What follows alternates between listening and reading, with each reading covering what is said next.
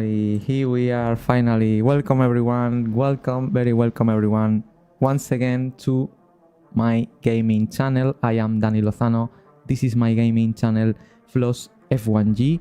Finally, after 3 weeks off without playing, we are back in my Formula 1 2024 career mode, and I'm super excited, guys. Super exciting to continue because the last race in Australia, I finished 14th. But the sensations, the feelings I have battling again against the AI for the first time, feeling competitive, give me a lot of confidence. And I was waiting a lot for this weekend in Japan, in the Japanese Grand Prix. That is the race, that is the Grand Prix we will be competing this weekend. At the top, as you can see the time schedule of this weekend where I will be streaming. And by the way, don't forget, behind of me, you can see a counter. Just behind of me. In 58 minutes, we start officially the Japanese Grand Prix in my career mode, the free practice 1 session that will be streaming in exclusive in my Twitch channel. You have the the link. This is the direction to my YouTube channel. I strongly recommend you to follow me on Twitch. There is where you can watch all my sessions on live, and here on YouTube, as always, we are doing this live to start the weekend.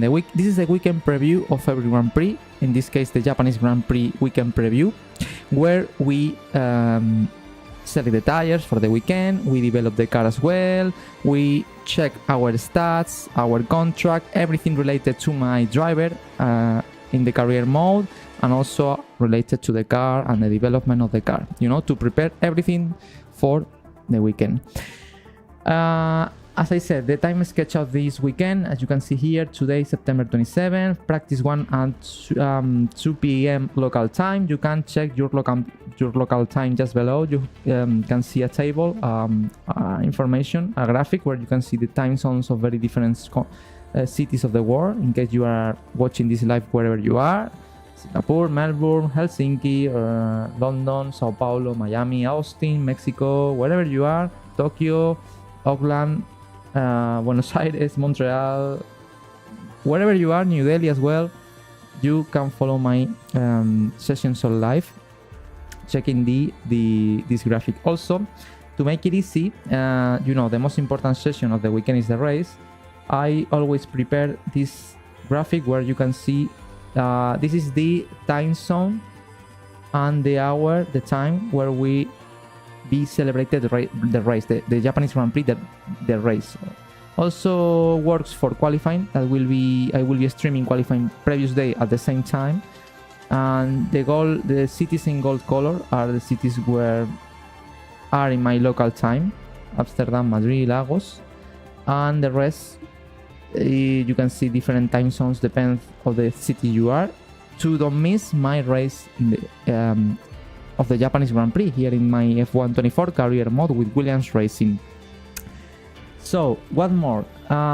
Today, before to develop the car, before to sell the tires and to check everything, as always, I would like to make some kind of analysis of the track we will be driving for this weekend. And the track is one of my favorites, probably is one of your favorites, is Suzuka.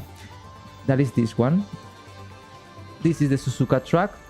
What I can say, guys, I'm sure it's one of your favorites as well. Very fast corners, really narrow track. Is a circuit where you really can feel the speed, the car, because it's very narrow and very fast, with a lot of fast speed corners.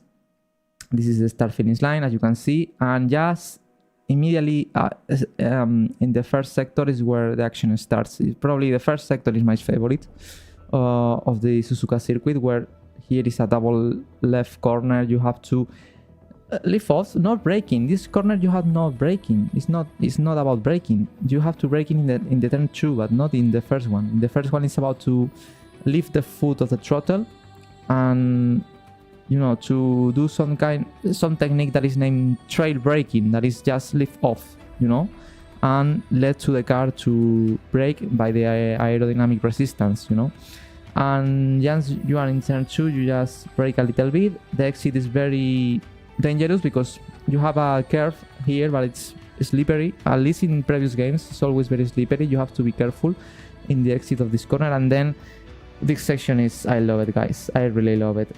Turn 3, 4, 5, 6, and 7. It's about change directions in 5th, 6th gear every time. And this section is very technical. You have to be so precise, especially in qualifying to do a proper lap. And this corner, I love it. Turn 6. It is very long corner. You have to entry and try to stay as much as you can in the inside without accelerating, without braking at the beginning. You have to brake to accelerating more or less at this point. Go a bit to the outside, but immediately go once again to the outside of the next corner, because turn 7 is left hand corner. This corner is really tricky. It's almost flat out, almost in qualifying, but it's always a risk. You know, you are on the limit in every corner. On the limit in terms of trying to put the foot at full throttle or not, you know, and I love that. And once again, this is flat out, and this is the beginning of sector 2. Sector 2, these two corners, guys, I love it, but they are one of the most difficult of the whole calendar for me. That are named as Danger 1 and Danger 2. That is turn 8 and 9. Especially turn 8, it's... I don't know how to describe this corner. I don't think there is a corner similar to this one in the whole calendar. It's like... it's not a 90-degree corner, but it's like... you have to brake just a little bit and to entry as much fast as possible, but it's so narrow that the curve with the grass is just here. It's on the limit, guys, but I love to be on the limit, and Suzuka is about that. And this corner is a bit more, is slower than this one, and here it's possible to make a lot of mistakes. It's easy to make a mistake because you have to brake a lot, and you are carrying so much speed here that sometimes it's difficult to spot, to get the right braking point, because there is not so much distance between this one that is almost flat out to this one that is in third gear. The exit is, you have here the channel where the track is crossed, and we go to the slowest corner of the track, that is turn 11. This one is, I like as well. It's very technical as well. There are different ways to entry, but one of the fastest is to go by the outside. Ironically, at least in real Formula 1, drivers go by the outside, but because there is a more grip. And it's crucial to get good traction here, guys, because there's all this section that is flat out, no braking, so the traction here is critical to get good speed, a good speed in the entry, in a straight line, I mean. Turn 12 flat out, and here two amazing corners as well. This is the spoon corner. It's about, once again, to go by the inside and to try to carry on much speed as you can. But as always, in this track, it's about also the inside and the outside. The outside, always you have here a curve. Sometimes if you touch so much curve here, you go straight on. So you have to maintain the car at the outside to take the second spoon corner, turn 14. This one is probably one of the corners where I have more troubles with in most of the games in general. Because sometimes I entry with so much speed that I go a bit right, I suffer a bit of understeer, and I go a bit wide. And once again, here there is a curve with grass, so be careful. This is flat out. This corner, the 130R, is one of the most famous. Actually, it's not a corner because it's flat out, but in the past, with cars that had less downforce, it was a really challenge to try to pass flat out this corner, but actually it's not. And finally, the two last corners, well, two of the last three corners, it's a very slow chicane, turn 16 and 17. Here is similar to this one. It's about braking in the right spot, try to touch the curves. Here is about to get proper traction, because you have the main straight here. So, but this corner is complex because the traction is difficult. It's hard here to get traction sometimes, especially because you have to accelerate turning to the right, and sometimes you can suffer a bit of lack of grip in the rear. So it's not so easy as it looks like. But in general, You know, guys, this amazing track. It's difficult to overtake because we have only one DRS zone. There are some points like this one, this part of the track. No, sorry. This section and this section are zones where you can overtake easily, but it's a challenge, especially at this point, because this track is very narrow. There is not so much space, so you have to calculate very well the move you're gonna do. And once again, if you are coming to pass to one car here and you are approaching turn 1 and you are side by side, wow, always there is a risk here because it's a very fast corner. Normally driver who is on the outside have advantage normally, ironically, because there is much grip on the outside, but it's a difficult track to overtake, guys. What else? After the track, let's check some action, some highlights of my previous race that was 3 weeks ago in Australia, a long time ago, and let's comment some bits of it. That is this one. This is the race start, obviously. It's a race that I felt very happy with because I started last, I finished 14, I recovered places, I felt competitive. I was fastest that my teammate Alex Albon in terms of fastest lap. This is the race start, as you can see here. Max Verstappen, by the way, won once again, 3 of 3. He's doing what he's doing in reality at the beginning of the season. He started very bad again. He lost places always in the start. I was here. I'm this one. I'm this car, you know, with the green helmet.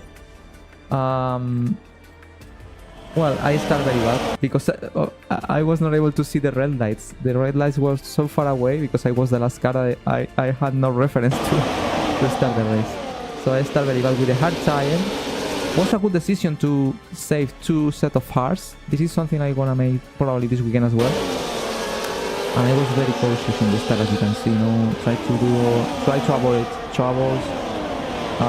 This is lap 18. Here is where I start to catch the train. I suffer in the first 13-14 laps. I suffered to get the right temperature in the tires, and I was like 2-3 seconds away from the first train of cars. That was this one here, actually ahead of an RB, but it's not real because I think the RB was stopped before, so it was quicker than me. Here I was fighting with I think it was Nico Hülkenberg maybe, and the Sauber of Bottas, I think. But at this point, you can see here, just behind it was Tsunoda, that he stopped at that point, so he had much better tires than me, and he passed me easy. But as you can see here, people start to go to the pits. In lap 23, here it's, well, I almost here, the Haas touched me because I went wide in that corner. But I did some overtakes actually. I passed Nico in the pits when he was exiting the pits. Here you can see more moves. Here is where I pass, I think. No, here I try to attack Magnussen. This is Magnussen. I try to go by the outside. Here I thought I had it, but Magnussen is really hard fighter and he maintained the line. And he was able to maintain the car behind in front. And this one, wow, this moment was very scary for me. I was chasing Magnussen, and behind of me was Nico. And here Magnussen will make a mistake, as you can see.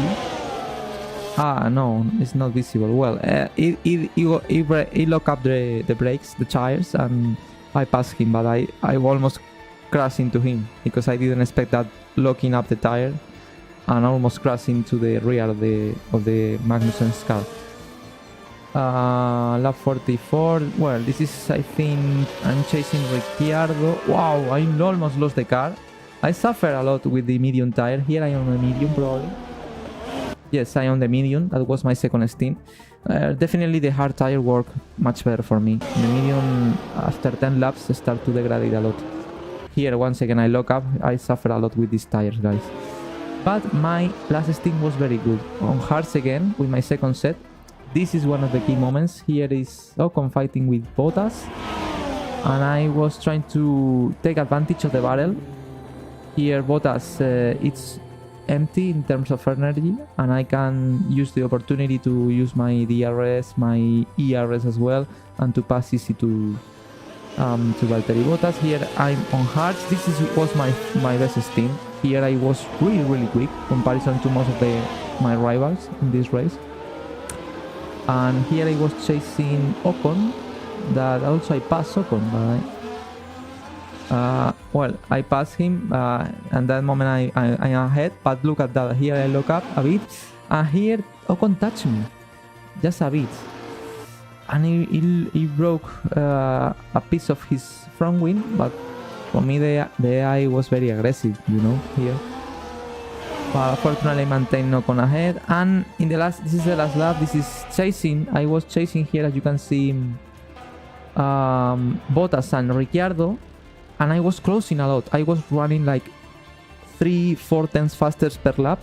Probably I will need around 2-3 laps more, and I'm sure I will be able to pass them, both of them, and I will be able to finish in 12th place, just behind my teammate that finished in 11th place.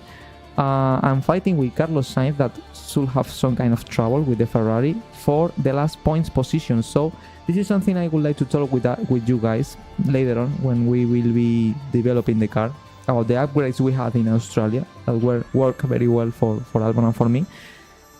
But now I think it's time. It's time for, you know, to continue. This is the Japanese Grand Prix. Very happy with the race in Australia. Let me move the mic. I hope don't disconnect it. I think no. Okay, now. And, well, as you can see here, we have a secret meeting. This is a new role, a new system of this game, and I don't have so much idea about how it works. So as far as I know, you can get secret meetings to try to sing for another different team, but I don't think I will have a very good offer because I'm in Williams. I'm not performing at my best level. So, but let's see what is this secret meeting about.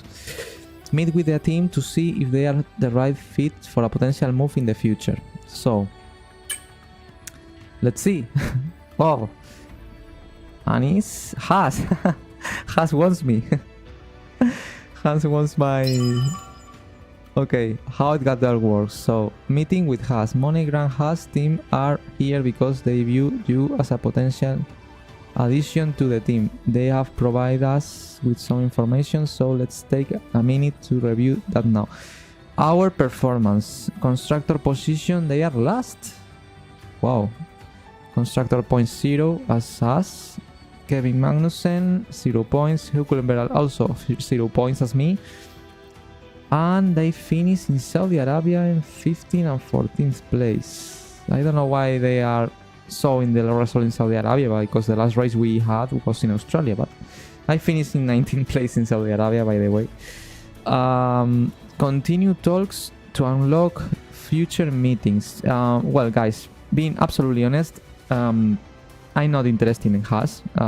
It's not a team that can offer me much more potential than Williams. So I think, seeing how the Williams team is working this year in the real Formula 1 season, how good are developing the car right now in the final races, I have the feeling that in 2025 Williams will be ahead of Haas by a good amount of advantage. So I see Williams as a best option for this year and for the next one, for the moment, than Haas. So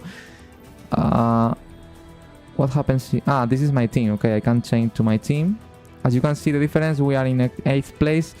We have 0 points as Haas because we are ahead because we have better results, especially with Albon, that finished 11th. That was close to finish on points. And my last race in Australia, as you can see, I finished 14th. My teammate finished 11th. We are on 0 points both. But you know, as I said, I don't see Haas as a potential team for me. So the clean talks. Sorry, guys. Sorry, bye bye, thank you, but I'm not interested on it. I continue. Hey, just a quick one for me. The team are pleased that you've declined that meeting. Gold star, brownie points, etc., etc. I guess we'll see if anything else more exciting comes calling, but let's focus on our current seat for now. Wow, thanks. Good to know now. The team is happy that I declined talks. Now we are in 25 March. 29, we have a Bingwing. Let's see if the upgrade will work or not. I hope yes.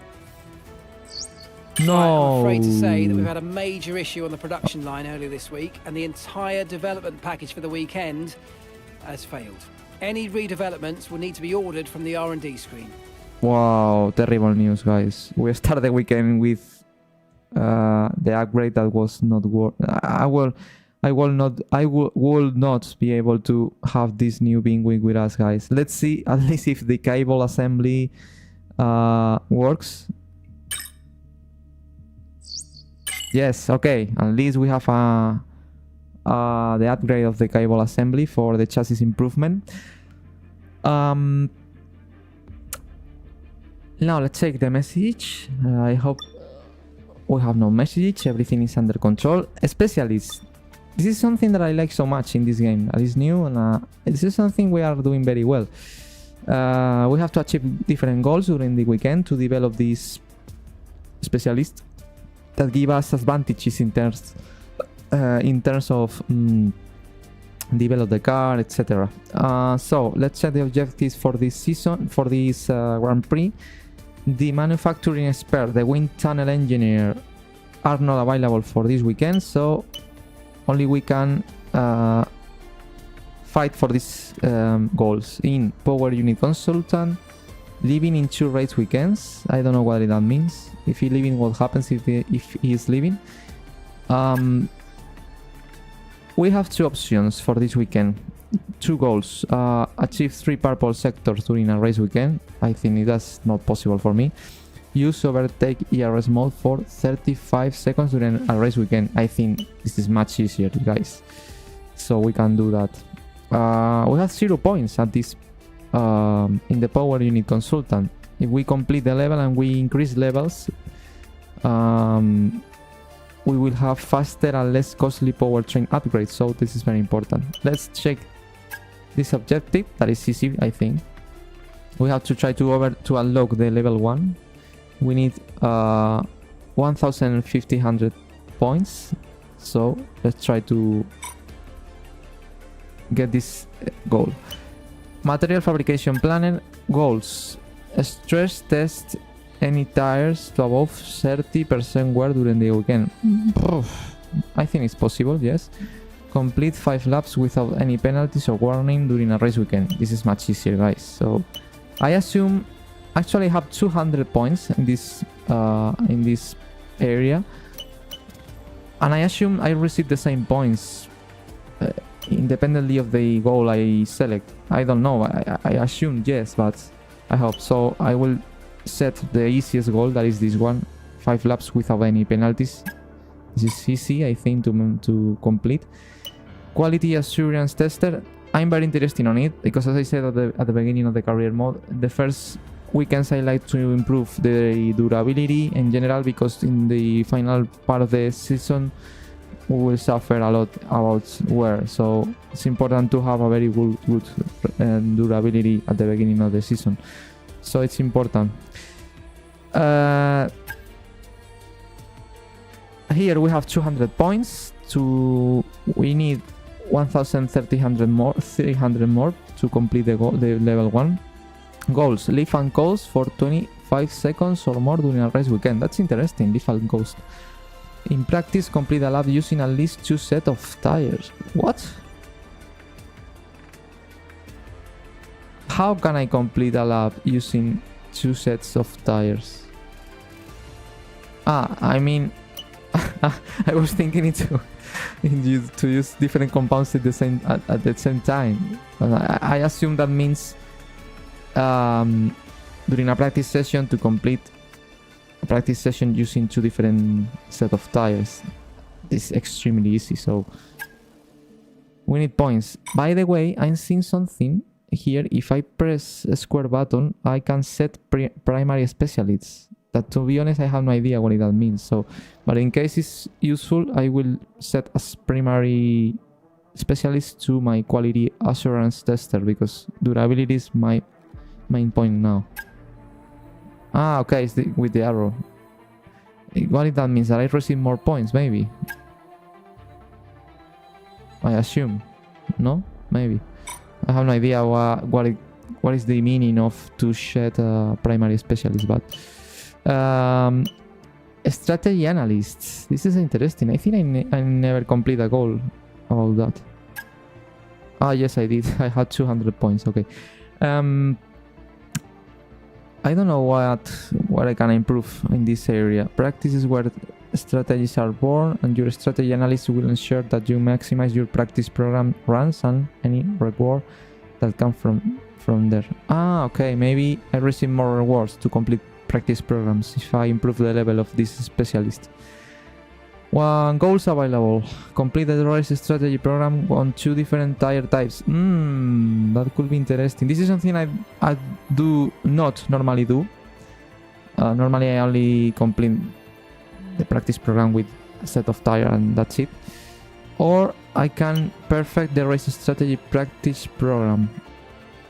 That, to be honest, is easy as well, because normally I do purples in practice program. In this game it's easy to complete practice programs in purple, so I prefer to set this goal, because if I have to complete 2 times the same program, it's waste time for me. I prefer to spend time in other areas, you know, to learn a bit more about the track, about the tires. So that's it. That's our goals for this weekend. We have 4 goal sets. Previous weekend we were able to complete all of them, so I'm very happy with it. And let's see if in that way we closely to reach level 1 in every area. So let's see. By the way, let me check. Look at that. In manufacturing expert we have 1200 points. We are close to unlock the level 1, but in this weekend unfortunately we cannot. It's not available. Unfortunately, because if I am able to develop this specialist, I will have less issue errors when we have new upgrades, as happened some minutes ago. So it will be nice to unlock this level 1. And in aerodynamic we have 500 points. We are almost in the middle to unlock the first level. Continue. Well, this is something very good. In my previous, after my previous race in Australia, I was able to level up 1 level. We were in 65. We are in 66 actually, and our target is 69. It's important to reach that, because probably if I do not complete the target, I have chances to be fired. So it's very important, guys, and that's why I have to finish races. That's why I have to do good performance as I did in Australia, recovering a lot of places. And this is a system that I like a lot in this game, in this F124 career mode. It's very nice. It's very cool. You have a lot of different targets. Not only about race result or qualifying results, you have a lot of goals during the weekend that you can complete to increase your ratio in your level performance. And I'm enjoying a lot, guys, this system. It's very, very analytical, very, very, you know, you can do a lot of things to improve your level. I love it, guys. I love this system. You can see if I'm above 61, I'm safe at Williams. So for the moment things are going good. Let's try to close to 69. This is something that I have no idea how much work exactly. I always see this graphic, but to be honest, I don't know. Probably if I reach 50%, I increase 9% my bonus in upgrades. I don't know, but I don't know how it works, more or less. We have a contract review in 14th February, but I will not complete it. So what's more? Accolades, this is nothing. Rivals, intensity regular. Alex is beating me, to be honest. He beat me in all qualifying and races so far. That's why this weekend has to be a external turn, and I will try to finally beat Alex in qualifying and race. And well, this is what I was talking about. As you can see, after my last race, I increased a lot experience. I increased my racecraft, my overall rating as well. I increased my pace a bit, the awareness as well, because I didn't have any warning or penalty. My focus as well was improved. You know, it's very nice, this system, as I said, guys, because I finished behind of Albon, but the team saw that I was able to recover a lot of places during the race, that my fastest lap was fastest than Albon, and doing that, your levels, your stats can increase as well. It's not only about just finish ahead or behind your teammate to give you or discount to you points, you know. It's not only about that, and this is something that I really love. As you can see at the right side, I improve in most of the areas. In focus I gain 1 point, in awareness, in racecraft, in experience I gain 2 points. Things are going good, but I need more and I want more, and to increase much more my points, it's about to beat Albon, guys. This is, if I'm able to beat Albon, I will increase much more my points. So well, I'm last with 66. I'm last still. Oops. Well, counting only Formula 1 drivers, obviously. These are Formula 2 drivers. Where I am, I with Victor Martins. That is a driver that I like so much, by the way. It's my favorite driver in Formula 2. I was following, but well, this is another story. And let's go for it, guys. Development. As I said in the previous weekends, I was talking about a lot of times. My goal at the first 5 races, 6 races of the season is to improve the durability, to avoid penalties in the future for using extra components, guys. This is extremely important. Probably now don't look so important because we have very fresh engine components. But as you can see here, we are in 23% wear in the first internal combustion engine in only 3 races, 13% in kinetic, 19% in heart, 90% in energy store. We have only 2, 90% in turbo, 7% in control electronics. We only have 2 for the season, and in the gearbox 22% in just 3 races, guys. So that's why it's important to keep developing the durability. This is something I will make probably here in this weekend and probably in the next one in China. Let's see if I can improve something. We can improve a bit more the gearbox. This is something I'm very interested on because gearbox suffer a lot. And well, basically only we can improve that. So let's do it, guys. Let's do it. By the other hand, Alex Albon is focused their points into developing other areas as chassis, powertrain, and aerodynamics. So this is something that is new this year, and I like so much as well. Because meanwhile, I can develop durability, my teammate can use his points to improve in other areas. In previous games, we had all points and we had all decisions in about how to develop the car. In this game, no, it's a team game. So this is something very good as well. And I will improve the reliability, the durability of the gearbox. Probably this is the last upgrade I will use in terms of gearbox reliability. I won't unlock the level 3 probably. I think for me is enough. And should be ready for before the Miami Grand Prix in 2 rounds ahead. So we can rush and to try to bring up in China. I think this I will take risk, guys. There is a 55% failure chance. That is a lot more than the half. But I think it's worth to try to.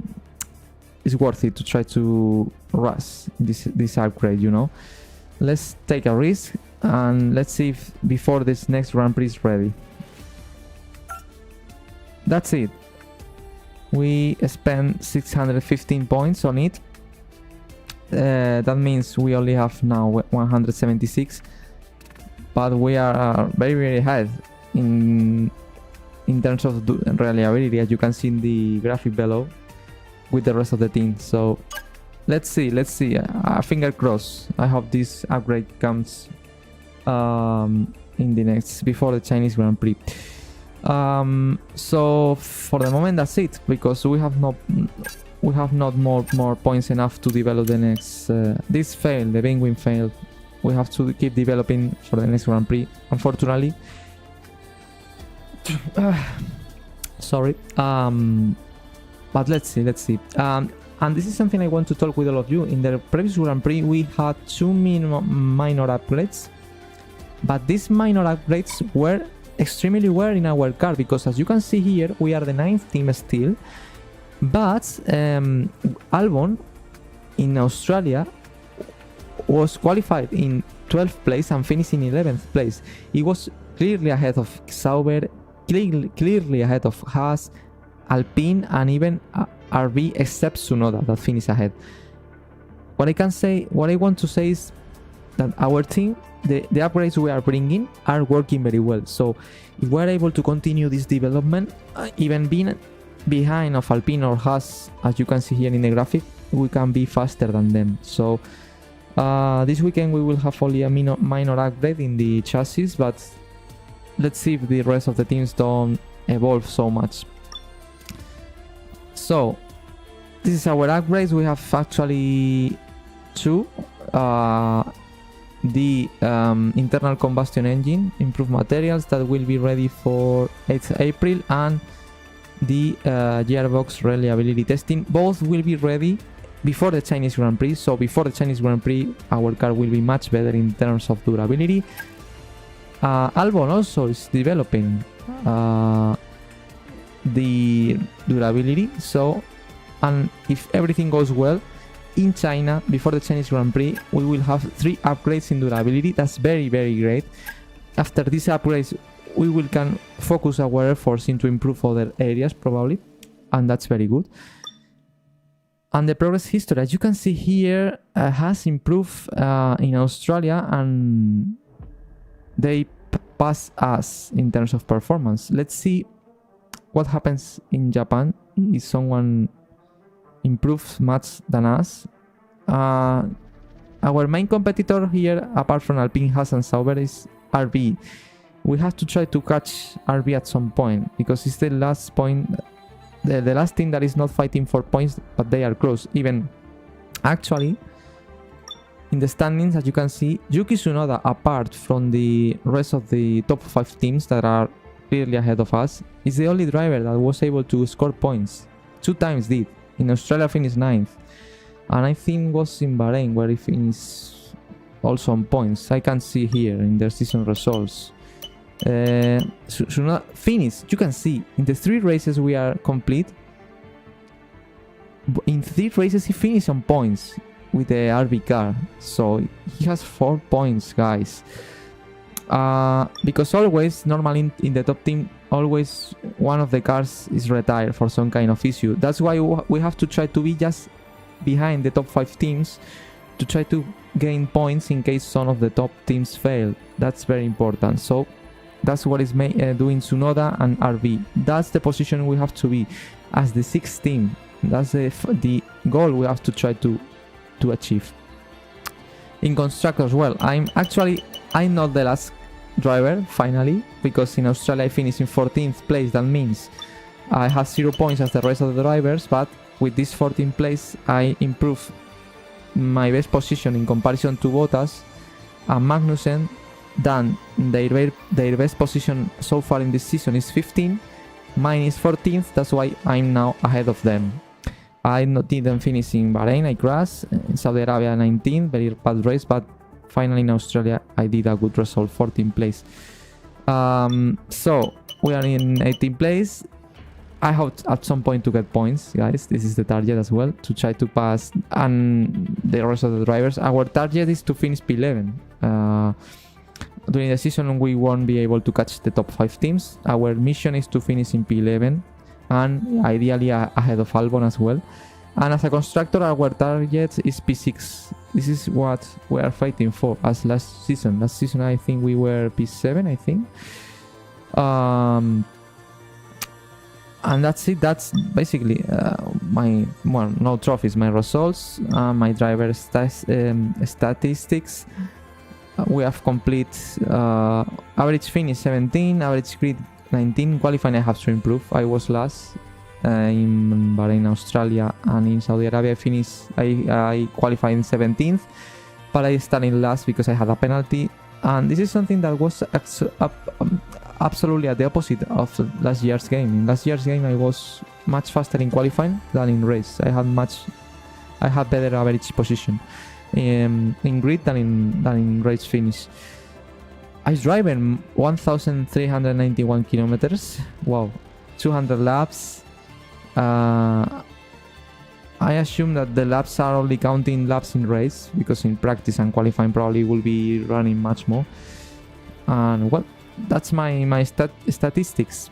The last thing we have to do is that's very important, guys. Tire choice. Okay, I think I will follow the same rule as I follow in Australia. In Australia, I don't remember what compound we were using. I think we were using C2, 3 and 4. Here we are in the hardest selection, C1, C2 and C3. Because Suzuka is a very demanding track in degradation. There are a lot of fast speed corners, and especially the front tires suffer a lot. So following my good feeling with the strategy I follow in Australia, I will do the same. I will select the harder selection. I want again 2 sets of hard tire. Hard tire is a compound that worked extremely well for me in Australia, and I took very good advantage of it, especially in the last stint where other drivers had not a second set of hards and they suffer, and I was catching them in the last stint. So I want to do the same. I want to reserve 2 sets of hards for race day. I think I will use it along to the medium. Probably soft is a tire I will only use in qualifying. So I will do the same again, guys. And I think this is the right strategy. It's important to save 2 sets of hearts for this weekend. So we are complete everything. It's time to advance. Okay, mate, I'm pleased to say that our new parts have come through without any issue, so they'll be on the car ready for the next race weekend. Perfect. And this is it, guys. This is the beginning of our weekend in Suzuka, finally. And let's go to the race weekend. And finally, let's check the weather forecast for this weekend. I hope no rain, but probably we can see rain. This is a track where we can see rain. And also, let's see if we have some kind of message. The performance, how the rest of the teams have developed the car, in what position we are now, the last data we need before to start practice 1. Remember, guys, on Twitch, we will be on Twitch in 15 minutes. Follow me on Twitch. Extremely important to follow my sessions there. Free practice 1, 2 and 3, qualifying and race. So it should be ready now. Let's see. Here we are. Message. Okay, no rain. I'm seeing no rain. Sunny, sun, perfect. I like sun. We have 2 sets of hards, 3 sets of mediums, 8 sets of soft for this weekend. Development updates as you saw before. We have the cable assembly for this weekend. The beam wing unfortunately failed, but at least we have the cable assembly. And weather forecast, perfect, guys. Race absolutely sunny conditions, dry conditions. Qualifying a bit cloudy, but no chances of rain. Perfect. And that's it.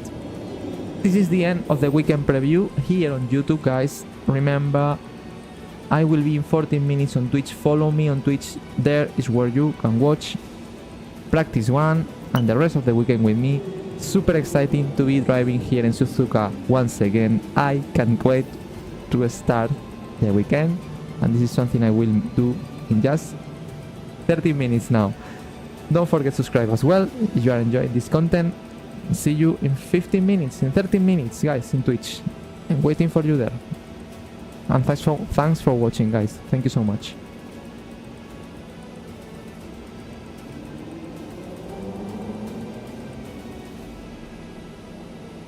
O 28.